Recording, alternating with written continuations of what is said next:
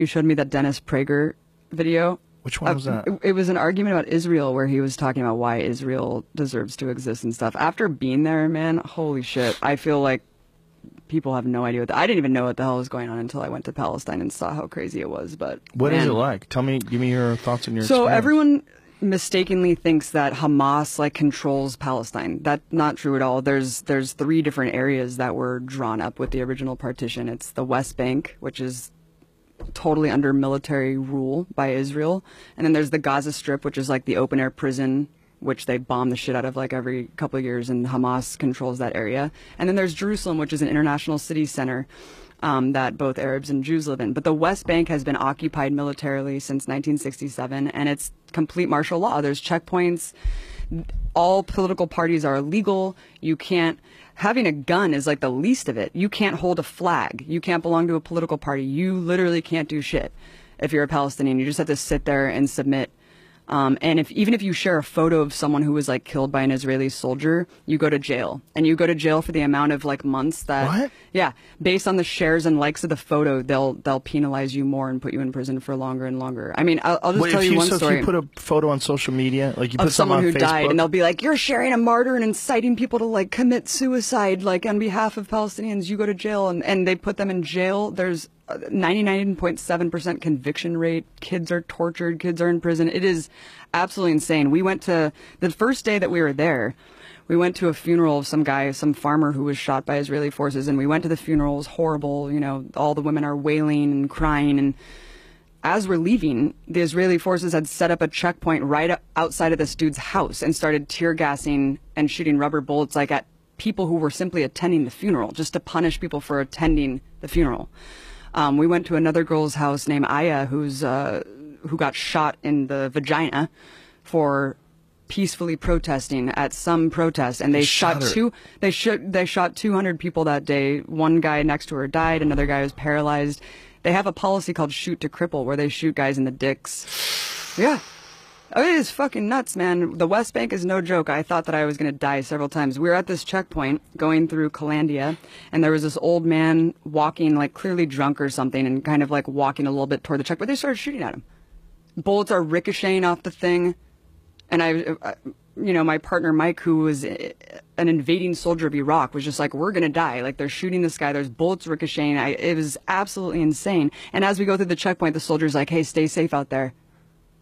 And I was like, "Yeah, when you guys are arbitrarily shooting people." And the person who was driving us had just told us that a couple months prior to that, some woman, Palestinian woman, because you can't go to Jerusalem. Like, if you're Palestinian, there's like barely any Palestinians who are even allowed to go pray at the most holy site, the Dome of the Rock in Jerusalem. You can't go to the beach. You're just completely constricted in a prison, and you can't travel. And he was just telling us that months before we went through this checkpoint, someone was going through the checkpoint because they got a permit to go into Jerusalem, which is like a lifetime golden ticket, like Willy Wonka. And they're walking, and she just got executed. And then what? Yeah, she just got executed, and she was bleeding out at this checkpoint, and her little brother tried to help her, and they shot him too. And they're like hiding the video of this. And Why this they is just shoot her? because they fucking hate Palestinians, and Palestinians are animals to these people. It's sick, man. It's sick. It's really, really sick, Joe. And I couldn't even get into Gaza. We were banned from going into this territory because I was told by the Israeli government that I was a propagandist and that I was like an enemy agent, and so I wasn't allowed to go into Gaza. So Gaza's hell, but the West Bank is under martial law, and everything's illegal, and you can't do a goddamn thing. And it's super cool. Like, we went to this place called Ramallah that was just like Oakland, where they're smoking weed. There's like openly gay people there. Like, it's just completely different than what people think of Palestine, you know? People think of it as just a bunch of people with turbans on blowing themselves and up. Hamas is like, you elected Hamas. And like, well, Hamas doesn't want Israel to exist. It's like, well, actually, Hamas is controlling this one area for a reason, because it was built as this surplus when Israel was created. Millions of refugees were put miles away from the homes that they were ethnically cleansed from and put into refugee camps in Gaza. And when the Israeli military wanted more and more land, by the way, all settlements in Israel are illegal. All of them are illegal in the West Bank, but they just keep creating more and more and more. And we would go to these villages of just Arab people living in these villages, and the settlers will come. You have to be a fanatical fucking asshole to move from California to an Arab village in Palestine and set up a goddamn tractor trailer and just live on top of their home. And they can have giant machine guns. They can firebomb you, they can shoot you, they can beat you up. They're protected by the state. You can go with a tractor trailer, set up a home. The state immediately runs a water line, a power line, and a military outpost to protect you. And the Arabs are just sitting there waiting to get killed or attacked. It's absolutely insane. And the way home demolitions work are insane too, because like they either deliver a piece of paper with a rock over it, and they're like, here, if you find it, good for you, and if you don't, then you're screwed. And that's if you're lucky. If you're not lucky, your home will be invaded by settlers, and you'll be forced out of your home. There's videos of this all over the internet of like groups of settlers going and literally taking over Arabs' homes, and then they just are forced out.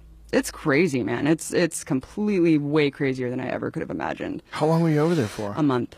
Whoa. Yeah. Yeah. And we were simply, and people want to quabble about like, oh, it's not apartheid. There are different fucking license plates for Arabs and Jews. Like, you cannot go to areas. Like, Israeli soldiers were arbitrarily set up checkpoints and just shut you out of your neighborhood and force you to walk 3 miles to your home. Like, they can do whatever they want because you are under martial law.